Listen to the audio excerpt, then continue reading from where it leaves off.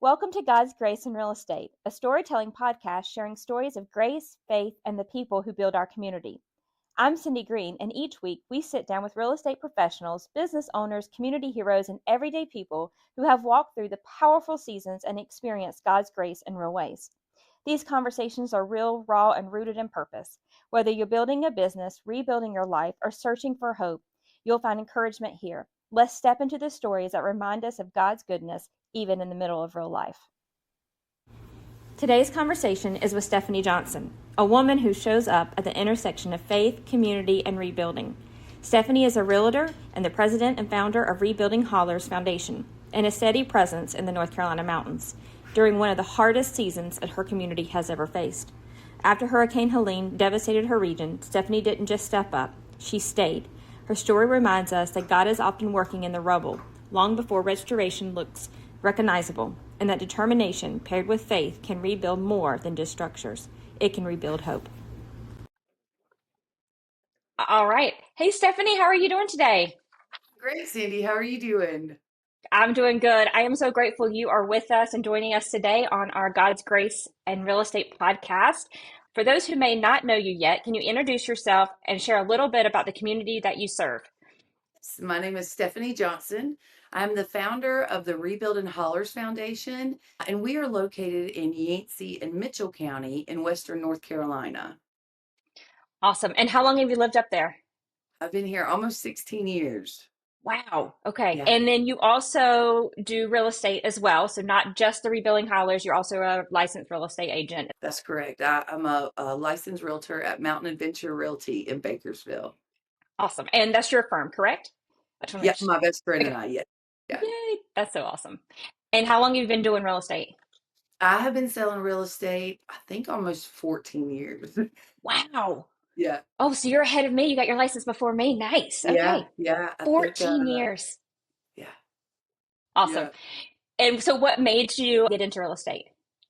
That was a God thing. Everything I do in my life that turns out right is always God's involved. So before I got into real estate, I was a commercial contractor when I still lived in Harrisburg. And Okay. so, construction has always been a big part of my life. My dad is a cabinet builder. And so it felt like the natural flow to go from being a contractor to a realtor here in the mountains. I didn't want to build anymore, but I love touring properties. I love showing properties. So it was just one day I woke up and I was like, this is what I want to do. That's it. And then when did you decide to move to the mountains? And did you decide to do real estate 2011. once you got up there? Okay. Okay. So it was kind of like a new area. I'm going to do real estate, everything kind of at one time.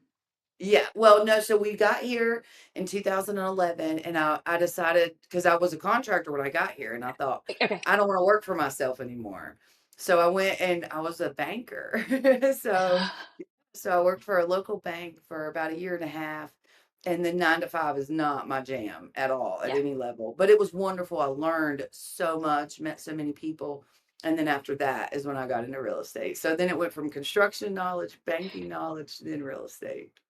It's funny how it's like everything comes together, right? And we talk about, God putting us in certain places and certain timing, and it kind of builds us up for that purpose to where you are right now. And if you hadn't had all of those things, you doing what you're doing right now, it's like it all pieced together.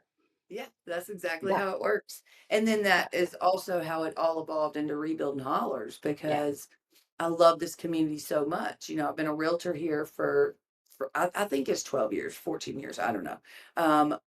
But I love that, right? A lot of the homes Yeah. that I sold were flooded, were ripped apart by landslides. People that I deeply care about, as you know, as a realtor, we love our clients. Yeah. They were not okay. And so Right. that's how Rebuilding Hollers came about because there had to be a local response and a local attempt to rebuild our community here at a local Right. level. Right. So And nobody else was like stepping up to do it. You felt the call and the need to kind of step up in that sense to do it. well, it was very slow. God is really good about making it so that it's easy to do. It started initially just doing distribution. So, like folks in the area, other realtors down in Cabarrus County sent trucks of, food and Hmm. supplies. And so the first month was just responding to the natural disaster. And then on November 2nd, God sent building materials. And I was like, "Oh God, you want me to get into building materials?" So, Because I ran from construction, right? Nobody really yeah. knew that part of me here in the mountains.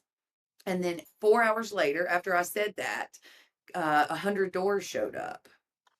And so, I mean, God is, like I said, he was very clear, like, "Yes, ma'am, I do intend for you to get into building materials." And so I just Oh, said yes. And so then it just has kept evolving, trying to move and do what people need me to do. What is the best for them.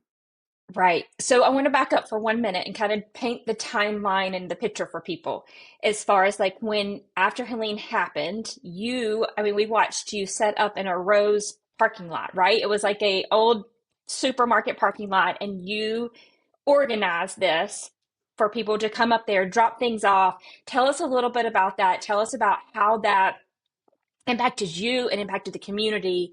And then I kind of want to transition like, and then I want to go back to the concrete or the construction being delivered. Yeah. So it was pretty wild in the parking lot early on. We just got stuff out of our pantry and put it in the car and took it up there, and we were just trying to be in a visible location where people could see us. And then I was able to get out a Facebook video to my family and friends in Cabarrus County, and I told them we're alive, but we're not okay because we had no cell phone, no internet, no power. It was a cash only apocalyptic disaster is what I was living in. And so I was just trying, like, my home was okay. Once we got cut out, we were fine. But I knew people were not okay. And so that's Right, how we started with just giving out food and water because people didn't have money to go buy anything. And the stores weren't open. And wow, then 5 days after we got there, we had filled up the parking lot. So much came. All of America came to help us and brought us supplies and things we needed. And so we had volunteers coming. Sometimes I'd have 30 to 50 volunteers. And we that's just set up a amazing. drive-through distribution. So like each parking spot in the parking lot of this section of the parking lot so some was water, some was canned food, some was bread, or just anything you can Anything. imagine. We had it in a parking lot in different parking spaces. And so a volunteer would stand at each space and load up their car as they drove through. And so that, I was just trying to make sure that people were getting the stuff that God was sending to them. Because one thing a lot of people don't know in disasters, is not good people come. Right. People with bad intentions also show up to disaster zones. I didn't know that part at the time. I know it now. I know it very well now. But we just, I tried to run off the scammers and the thieves and keep them out of here and make sure that my neighbors had everything they needed in such a traumatic time. And It's kind of like then, that devil showing up in the part of you trying to be there, right? And kind of try to put that wall up, and you're like, oh no, that's not oh happening. no, no, no, no. That was when the redheaded side of me came out. You're not going to take advantage of my community. You're not going to hurt my community because the mountain folk are so kind. Their heart is so good. Their soul is so good. And they're so, they'll give you the shirt off their back. I mean, literally, they will open their doors and let you in. And so in this time where we were all experiencing trauma and everyone was trying to be who they are and be good Hmm. people, we had people that are not like that start Right. really coming to our area. So it really became a tug of war of keeping the bad people away and taking care of the people that needed the help. I can't even It's fathom. I Like, wrote a book about it. That'll be available soon. really? Yeah, yeah. It's Okay. That, it's oh, crazy. that is awesome. So when after that happened, did you feel like, I know you said like kind of how you transitioned from that to rebuilding the hollers, right? You said, a truckload of construction materials showed up. Yeah. Did you have any pull from like the Holy Spirit or any pull from God before that came about? Like you needed to do something on a higher level, or was it just a delivery and you were like, oh crap, I'm being Yeah. told to do something? Yeah, that's how God works. He's gonna surprise you and he's gonna rope you in. Because, at that point, we were very much living on a hope and a prayer. I mean, there were Mhm. days that I would say, I can't do this anymore. I'm not gonna come back tomorrow. And then someone would show up and pray over me. And they would hold my hands or they would pray, they would touch me and they would pray. These huge groups of people would come and pray. Churches from all over this country came. And that is what kept me going. So I would Wow. get very down and very blue because, you're talking, I'm sitting here looking at people that I love or that are Mhm. complete strangers, but they've been through something catastrophic in their home. They come to the parking lot, they're covered in mud, or they're injured. They're saying everything I have is in my car. I watched my house wash away. And so, when I look into their eyes and I would accidentally or intentionally, I don't know, but I would take their story so personal. You know what I mean? Like I didn't want them to feel abandoned. I didn't want them to Right. feel like they were alone. And so the first box that I opened on our first delivery in the parking lot was this box of crosses. Like, and I mean, it was just a normal size white box. And it was these little wooden crosses about this big. And I started handing them out. And so I would tell people, you're not alone. Even though you're leaving here, you've got the supplies you need. Know that you're not leaving here alone. And I'm going to be here. I'm going to be right here, whatever you need. And so God just kept that going. He gave me the strength and my family the strength and my friends the strength to be there every day for them. And still without knowing exactly how bad it was, because I did not go out into the community by the rivers and deep into the hollers until about 7 weeks after the storm, Oh, wow. because it was all the roads were gone. I mean, you couldn't get back there. Yeah. Yeah. And also my heart, I didn't think could handle the destruction, because Seeing it. this is my favorite place in the world. And here it's my favorite, not because, it's not like Harrisburg. It's not shopping malls or, Right. shopping. I mean, it's nature. It's how Harrisburg used to be Hmm. 30 years ago, 40 years ago. Right. And so my favorite rivers are destroyed. We have three big, beautiful rivers here. They're all have destroyed. I mean, just everything about them is destroyed and polluted. And it was devastating. It was devastating. And so Okay. I had to, but once I saw it, like God had already sent the building materials, started sending building materials. And I kept thinking the whole time somebody's going to show up, right? Like somebody's going to Right. come that knows what they're doing and take over. And That take it and go. Yeah. Yeah. And so no, for weeks and weeks, I told myself that story. Soon somebody's coming and I can go home and do my apocalypse crafts. So I have some lovely ceramics I want to paint. I have a whole kit. And nobody came. Nobody came that would work as hard as I would work, that would do what I'm doing. And so I said, okay, let's do it. And I want to say this is watching you through Facebook Lives, watching you through your posts, watching you through the whole experience that you went through. We saw the weight of the world on your shoulders. It was on your, it was all over you.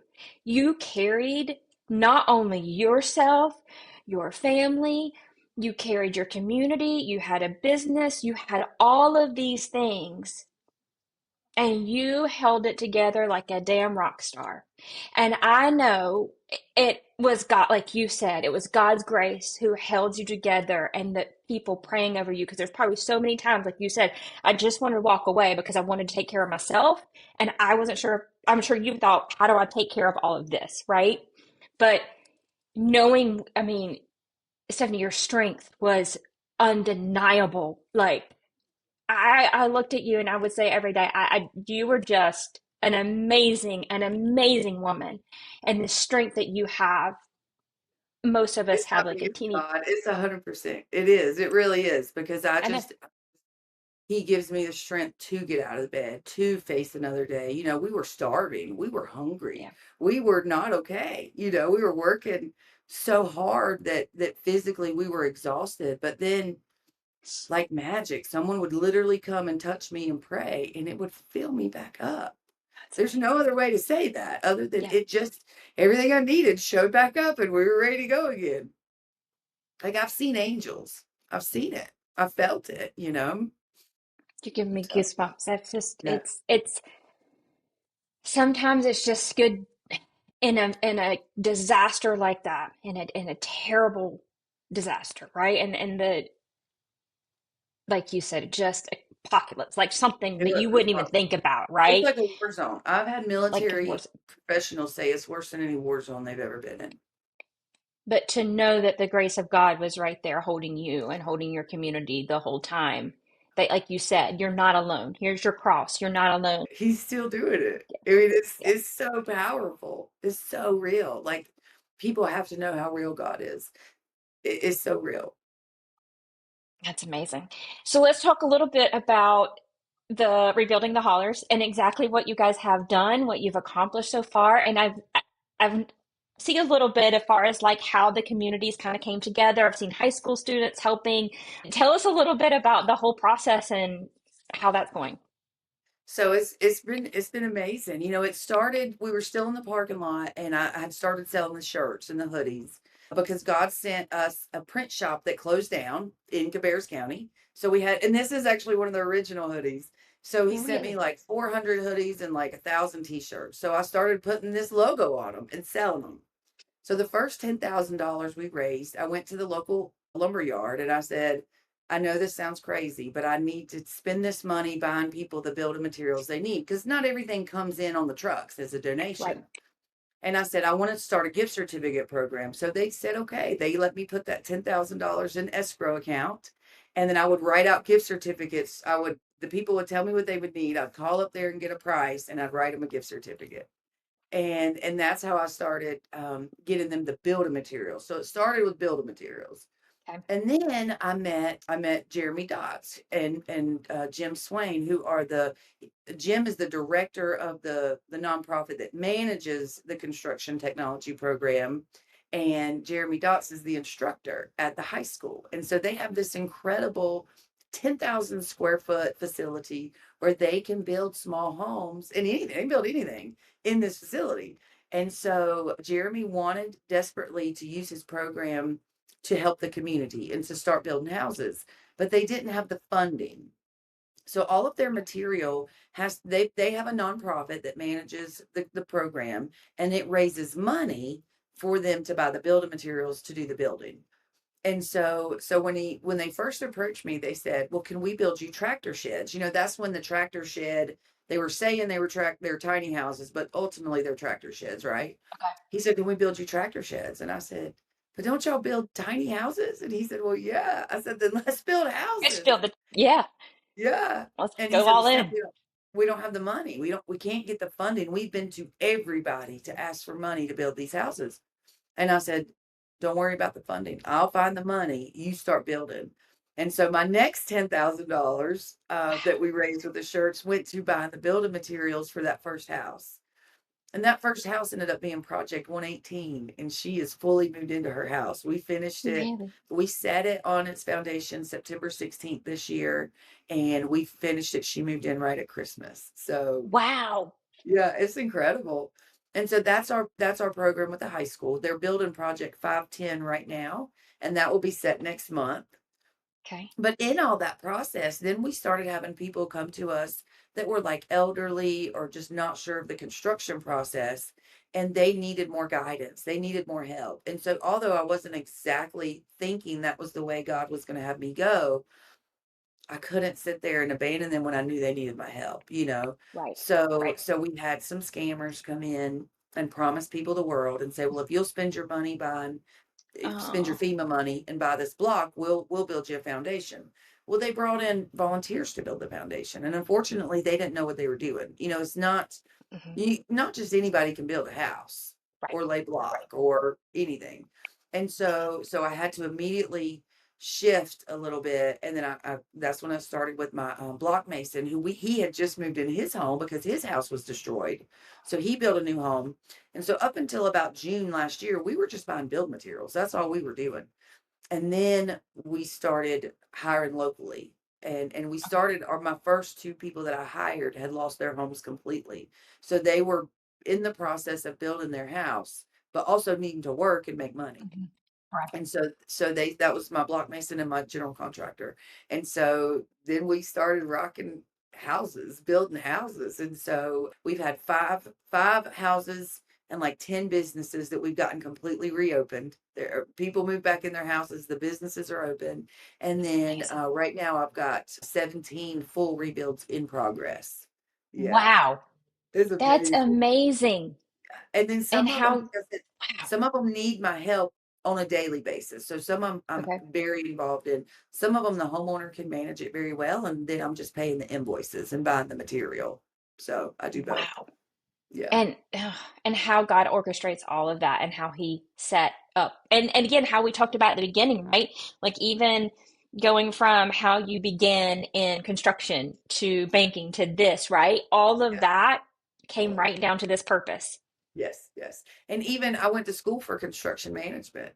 So all the things that I was doing and I always say it's my previous lifetime, but everything that I've done my whole life has built me up to make sure To that I can help my neighbors because ultimately they've lost everything. I mean, you're yeah, talking someone that's 60, 70, 80 years old or younger. Some of them are 30 and 40.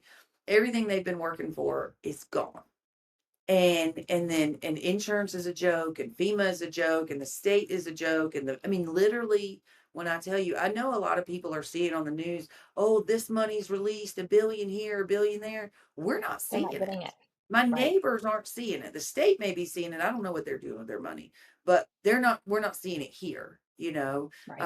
And then for us to qualify for like a grant, a state grant or a federal grant, which there's not really any federal ones, but the state ones, you have to be in business, a nonprofit that has years of experience.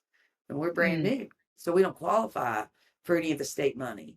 But I think ultimately it's been a blessing because then I don't have to jump through the state hoops and they can't tie hoops. my hands at who I can help because Right, we do have other good nonprofits here doing it, but you have to fit in a perfect box, right? You have to fit in right, that box as a neighbor that has lost everything. And if you don't, if you make too much or you don't make enough, to me, it doesn't matter. I mean, they lost everything. Let's fix it for them.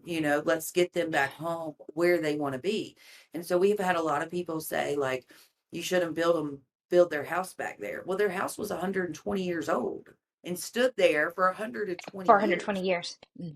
I don't have a problem building their house back. I may have to build it higher. I may have to build it more solid, but if that's where they want to be, who am I to tell them no? Right, Everybody else told them no. right. I'm not good at it. I want to see them okay because Exactly. especially now that we're getting into the second year of this.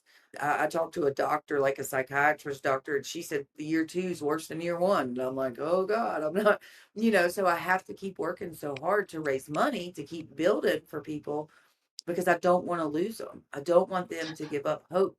I don't want them to feel like nobody cares. I want them to know God is determined to get them home.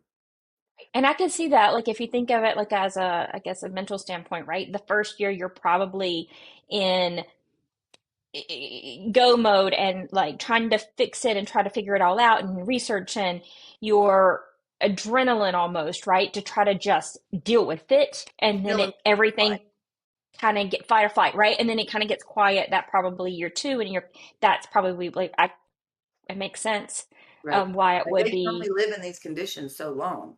I mean, you're talking the land, there's because people aren't going to leave their property. So they're living on the property where it happened. They're looking every day at the every damage day. from it. If their house hasn't been torn down yet, or if it has been torn down and now we're building, they're very much involved in their disaster. Mhm. And that gets hard, every Yeah. time it snows, every time it rains, every time the power flickers, every time the wind blows, like it's so Trauma. traumatic. Yeah. Yeah. And you can I only live couldn't, like that for so long. because yeah, I couldn't imagine. Yeah, the trauma that probably just replays in your head over and over again from that. Yeah. Well, Dang. anything like you don't realize. So like I'm calm now, right? But Yeah. I've noticed that if like when a helicopter flies over, I totally panic. Like it's a physical reaction to a sound, Wow. right? It's the same when the wind starts blowing and the rain starts pouring heavy. So everybody is still like there's triggers are a real thing and that will trigger us. It triggers our mind and our body to go back in that reaction like, okay, what do I got to do? What's happening out there? It's Have tough. there been, besides like this part, right? Have there been emotional support in the communities, like the churches, like grief processing and things like that? Like people are they helping that way as well? Or is that something that maybe needs to be kind of brought up as far as like people dealing with the trauma part of it? think it is so important. We've had a couple of different emotional support folks on our podcast to help talk to the community about stuff. We've been very thankful to have a partner in Hope for NC, which is Hmm. an emotional support organization. They actually have one of their employees in my office all the time. Okay. Oh, She's good. amazing. Okay. So yeah, That's so amazing. anytime someone is happy, because we do, I mean, That, sometimes people just come in to see me because they need a hug and a reassurance that we got their back and that they're going to be okay. yeah. And then sometimes it's more than that. And so that's when Kim will step in and have a conversation with them, talk about some different, mechanisms to manage the stress, and then also make referrals to outside organizations that can help them. And we've had quite a few of our neighbors that are in guide, I don't know if you call it guidance counseling or Or therapy, counseling. Yeah. working. The hard part is mountain folk are like, I can deal with this. Yeah, no, we do. We definitely get, we have to have that kind of support. So I think That, that's been that's okay. I'm awesome. pretty pleased with Yeah. what we've been able to offer there. Absolutely. I mean, you guys are just taking it to a whole nother level with that, right? Like Yeah. you have covered almost every aspect that you need for people when they walk in your door, you truly have their back, right? And Yes, yeah. you have it And from if every it's not gonna angle. happen here, who can make it happen, you know? Right. Exactly. Exactly. And that's where your heart, you can just tell it. When you look back now, how do you see God using the hard, quiet, and frustrating moments for growth? Because God is in all of it, right? But not everybody believes in God. And Right. so the way that I share God with people is I tell them, because they'll say, "Steph, how did you do this? How did you," like when you show up with $20,000 of build materials for somebody, that's a big deal. Yeah. Right? When Yeah. you've paid for $75,000 towards their rebuild, that's a big deal. And so Yeah. they'll say, "This is insane. How did you do this?" And I tell them, "God sent it. God did it. Gotta God did it. placed this on people's heart to help me help you. I'm just your biggest fan. I'm just doing everything I can to get it to you." And so we have really reached a lot of people that didn't really necessarily believe before the storm. Now they know. And so they'll come in and they'll come in, say, I got a shipment of toilets in, I got a shipment of lights, I got whatever God sent. And they'll say, "Steph, how did you?" I know God did it, and so it's to me, it's always so important to keep that at the forefront. Everybody has to know that's who I work for. That's who helps me do this. I'll be driving into the office and I'll say, I pray all the time. Sometimes out loud, sometimes in my Some, head. And so I'm driving, praying, going, "Okay, God, I know I've got $50,000 worth of bills coming from these projects. God, I need some more money. I'm sorry to ask for money, but I'm pretty where's it pleased." coming from? Yeah. And I'll get to the office and there'll be $26,000 in checks. It's incredible how God has touched people's hearts to help us. And so what we are so focused on is transparency, which is why I keep everything. I try to share all the projects on the socials, but so that people know their money comes here, it's going to the community. Right. Our merchandise sales have been so valuable to us because this pays for our overhead, right? So now I've Yeah. been able to evolve to what we bring in from selling our hoodies and our shirts, our hats. We got coins coming, our stickers. Oh, That is enough to pay my overhead at our facility. And so then all of our donations, all of our raffles, all of that is going to buying our building materials locally and hiring local contractors to do the work. So it's pretty awesome. Yeah, it's pretty awesome. And God does it it's all because he you does. know I'm just trying to make sure that people aren't forgotten. I just want them to know that you know they matter to me, Right. and God has let me do that. So it's pretty And cool. And the they're real all estate, God's children, right? We're all God's children, and there's a purpose that you are here, right? And there's a purpose that He put on your heart to help them, to help His children, and it's it's pretty amazing. cool. It, It's it really amazing. is. I'm Just so thankful for it. I'm thankful that that I was able to do it. I was brave enough to do it because it was pretty scary. And my husband would go. I mean, literally, even my husband was like, "Babe, you can't do this forever, right? Like there has to be a stopping point." That was about 3 months in, And I was like, no, Tyler, I No. mean, I can't. I have to do this. I'm sorry, but I have to do this. And then Yeah. another really dear best friend of mine, there was something crazy going on and I was telling him about it. And he said, you know, you need an exit strategy, right? And I'm like so many people in my circle that I love and would share things with were so quick to tell me to stop. In my own family, Steph, you can't do this. Like everybody has told me what I can't do. Yeah. And I feel like God just stayed right with it. And he said, let me show you what we can do. We can do this. You can do this. I've got your back, you know? So Yeah. it's pretty Here's crazy. the take one step at a time, take one day at a time, take 1 hour at a time, and here's the steps, right? You might not know the whole plan yet, I have no idea the but whole plan. here's a door, Right. And then he right? said, it's crazy. It's That's crazy. And amazing. I don't deserve any of that, you know, as far as his grace and his blessings. Like, you know, I mean, I'm no different than you. We're all the same, Right. right? We all, I mean, Hmm. we all put our underwear on inside out sometimes, right? I mean, we're Yeah. normal people. Right. Yeah. And So how do we deserve it? yeah, but God does. He helps me. He helps me 100%, and so I'm so thankful for that because that's how we're Oh, doing it. I mean, it is.